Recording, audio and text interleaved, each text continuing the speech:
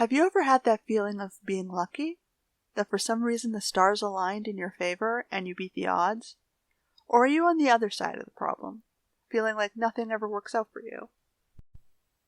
How do we know if we are lucky or unlucky? Is this something we can identify or measure? On today's episode of the Musings of Rin, I'm going to look at the theory of being lucky. Now, most people associate luck with good or bad events in their lives.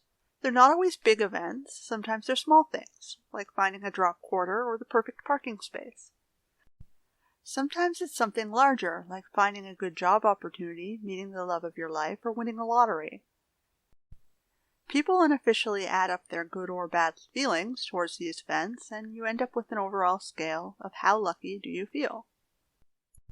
When you're feeling lucky, you want the good times to keep rolling. When you're feeling unlucky, you want to change your fate. Mathematics, psychology, and superstition have been used to try and attract better luck. I'll start with the superstition side of the story, since that's probably what most people will be familiar with from pop culture. Many folks try to use physical objects, or good luck charms, to promote good events or protect them from bad ones. There are a few types of good luck charms. One is rare objects you find in the world by being lucky. By keeping them with you, they remind you that you were lucky once, so you can be lucky again. In Western society, there's the idea of the four-leaf clover. It's a rare plant that only a few people find in the wild, since most are actually three-leafed. By pressing it into a bookmark or using it as a piece of jewelry, you create a charm that brings you additional luck.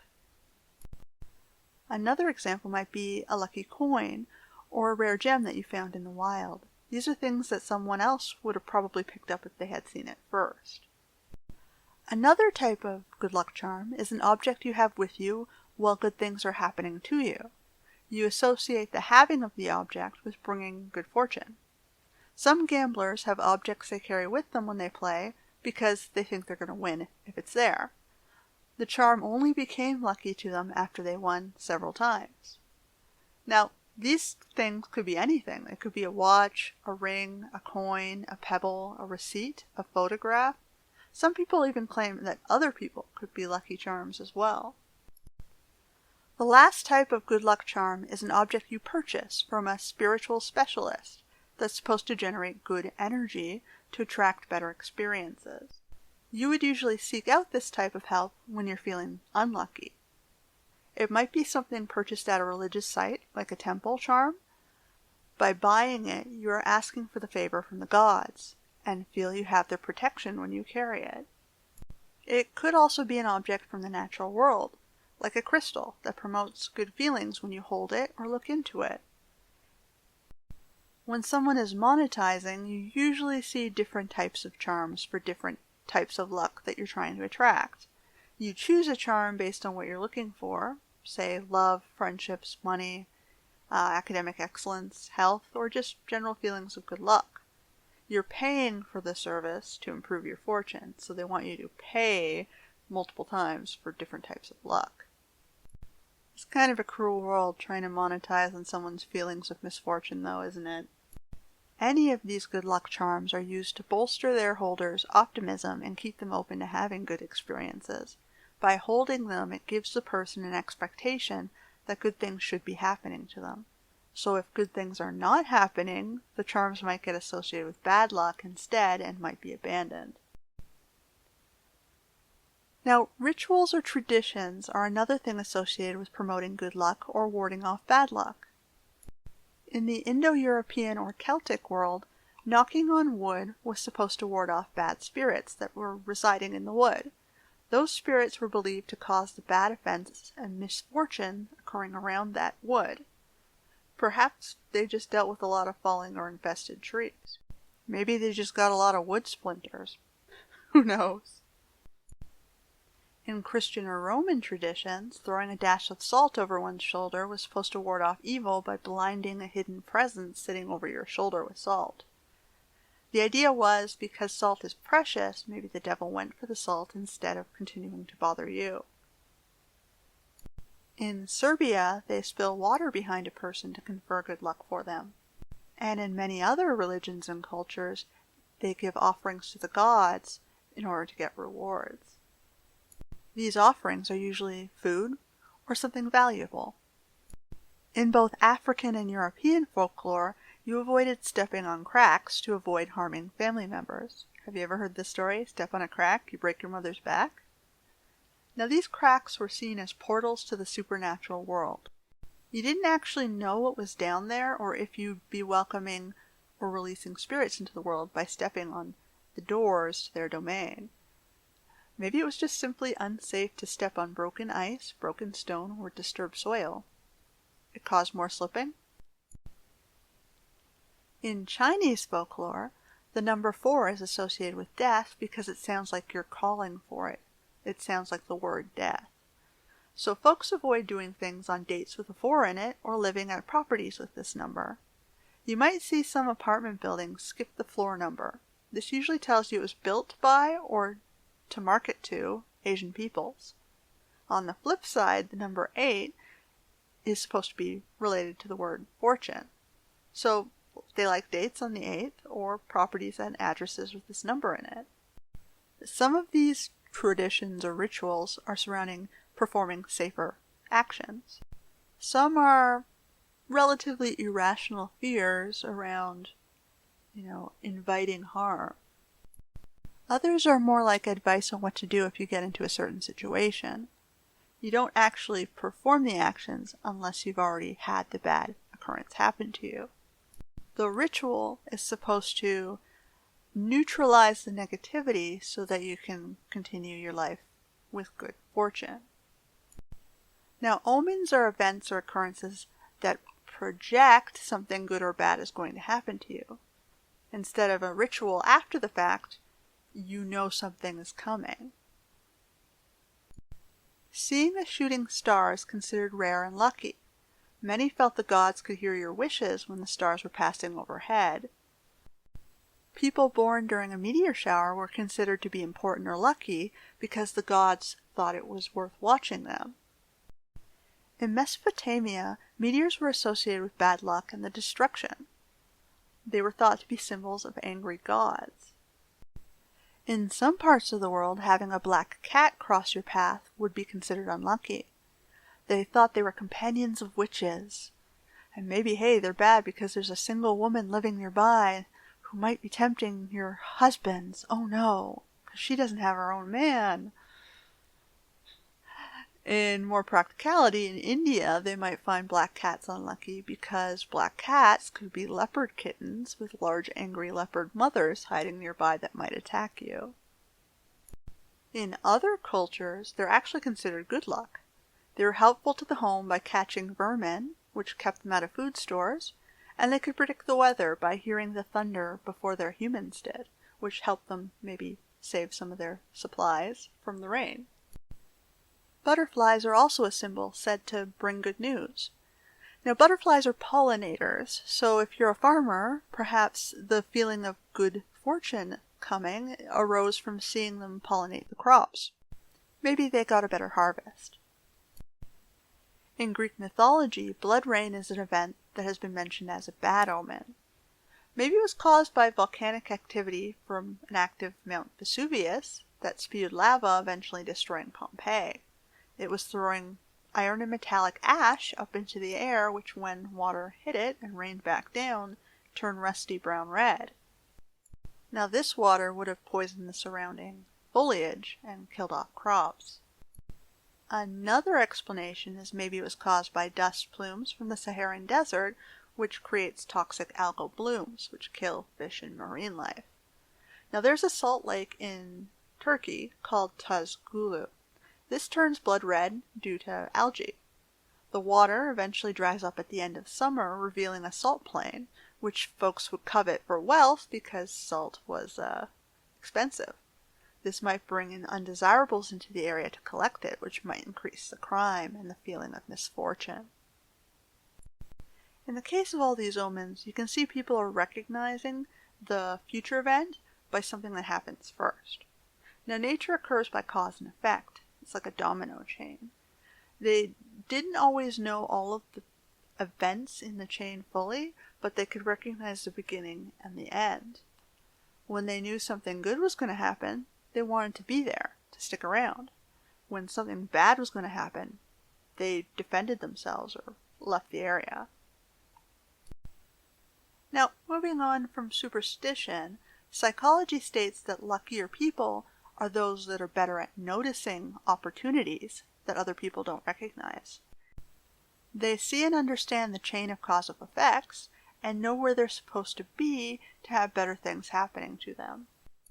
Unlucky people lack this skill and can never seem to catch a break because the lucky people got there first. Now, some people are also natural optimists. They say by feeling lucky and showing off your good fortune and gratitude, you attract more of the same.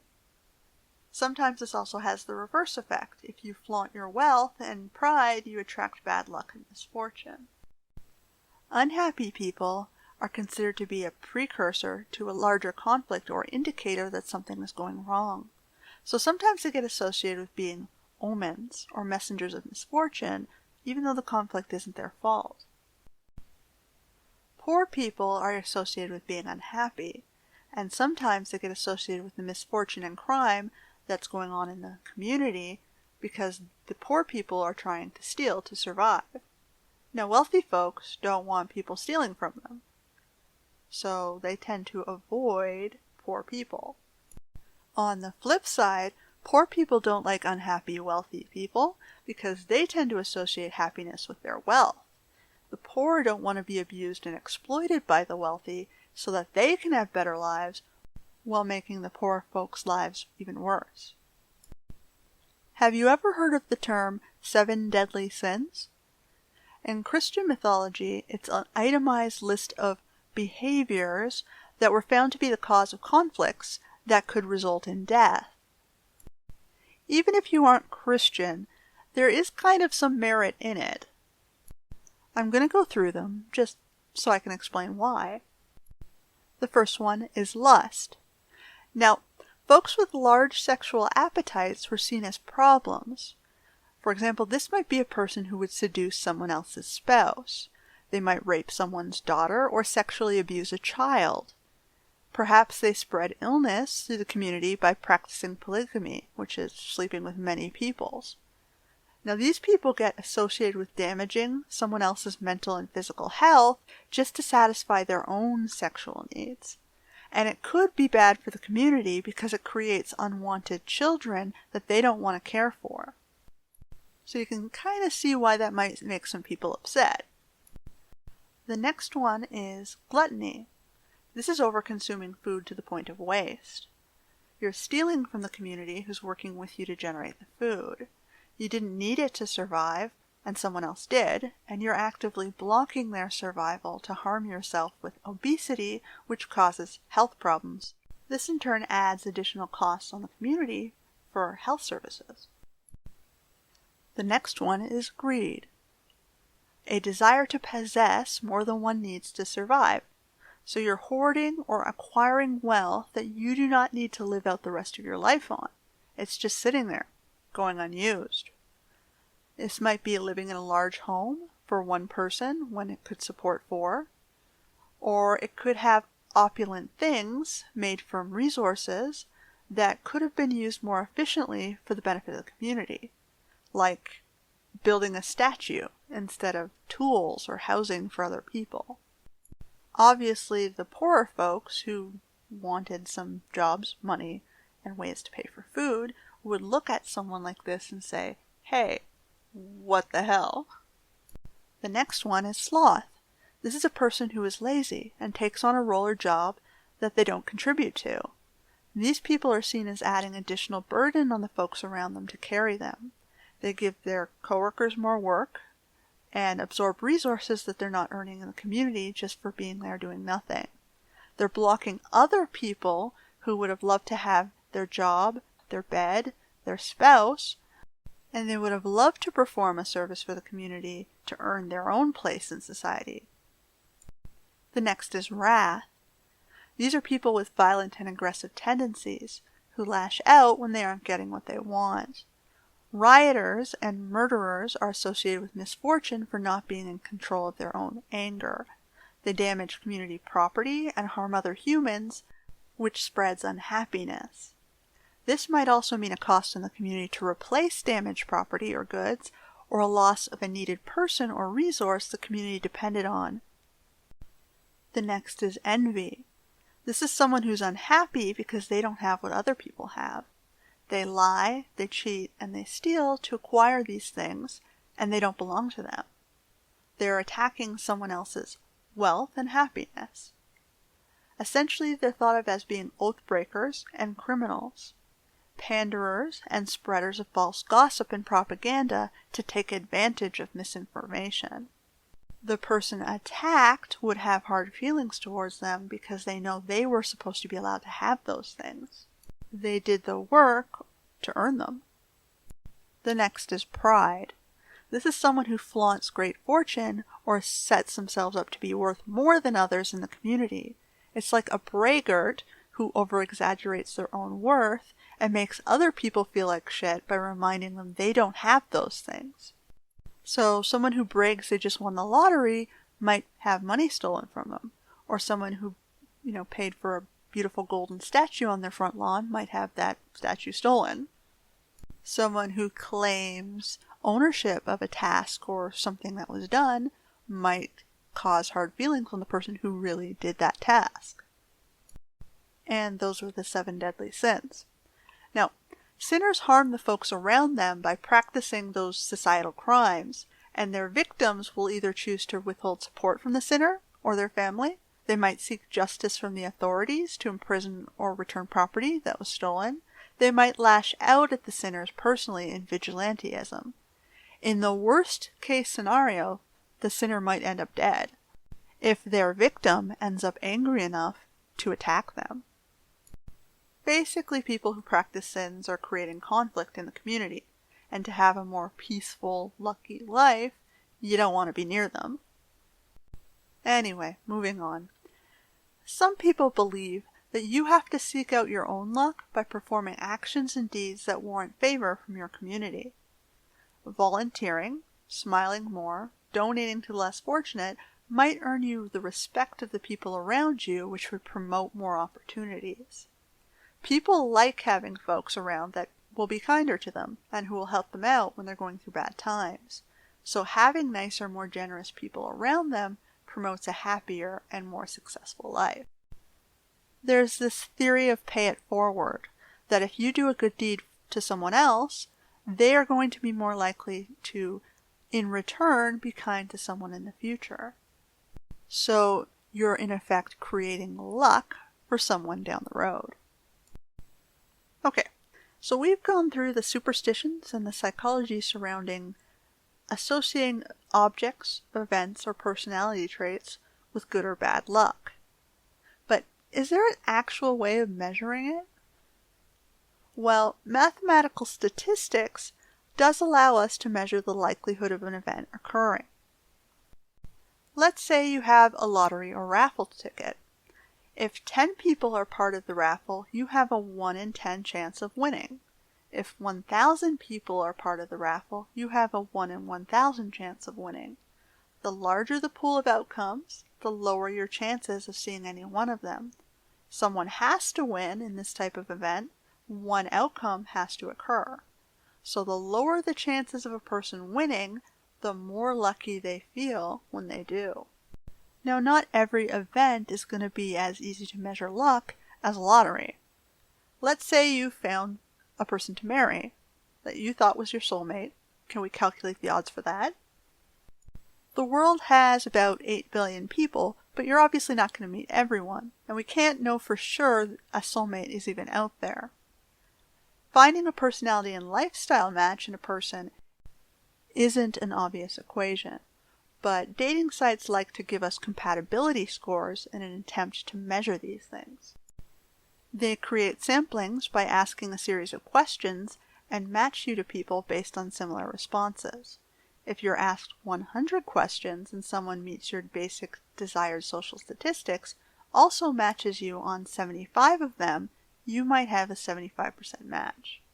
So if you dated your top 3 matches over 90% compatibility and, felt you got lucky by, sleeping with them, would that be feeling lucky? Or would you just expect the compatibility matching worked, that you paid for the service and you got what you paid for?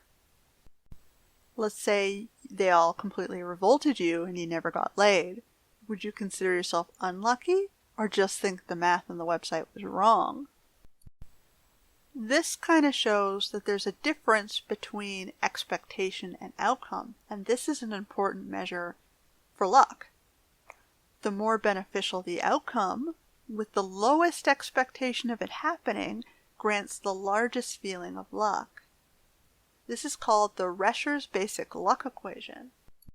It basically tells us that people who believe in fate aren't able to be lucky because things were destined to happen to them. They can't be grateful or happy when it does happen. They don't feel the luck. Prideful folks with large expectations often exhibit the lowest gratefulness. So when you're rewarding them with gifts, bonuses, higher salaries, they just expect you're supposed to do it. So they're not going to be happy or thankful for it. They might act the most volatile when things don't work in their favor. They might complain, argue, riot, bitch, moan, blame others because things around them are failing. It couldn't have been their fault. Their pride doesn't allow them to consider that. It must be bad luck. What about people who put a lot of their own effort into projects, trying to have them succeed? Sometimes they don't feel happy when it does succeed because they didn't feel lucky. They just expected their work to pay off. They might be the most unhappy and disappointed when it doesn't because they put all this effort in and their expectation was to get a reward. If it doesn't, maybe next time they'll not work as hard. Now, the problem with measuring luck is expectation models are frequently changing, and this is based on our experiences.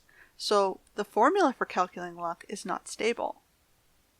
Some people might say, well, if it doesn't happen the first time, try again. Have you ever heard that saying, luck comes in threes?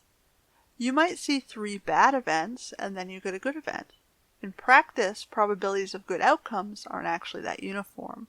But someone somewhere has estimated that on average, you're going to have more bad luck in your life than good luck, at a 3-to-1 ratio.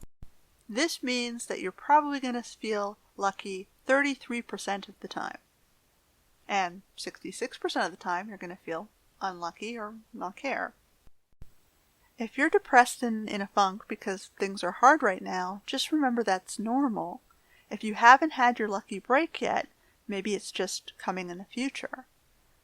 If you have felt a lot of luck and your good luck keeps coming, you don't necessarily have to live in fear because there are always outliers in every sampling too. You don't have to be average, just be mindful of others around you and try to avoid pride. Or any of those other sins which really piss other people off. If you're interested in the theory of luck, there are a lot of white papers out there on mathematics. There's also others on psychology, philosophy, and explanations of mythology. I encourage you to go online and find out more for yourselves. I think I'll stop here for today's episode of Musings of Rin. Thanks for listening, and until next time.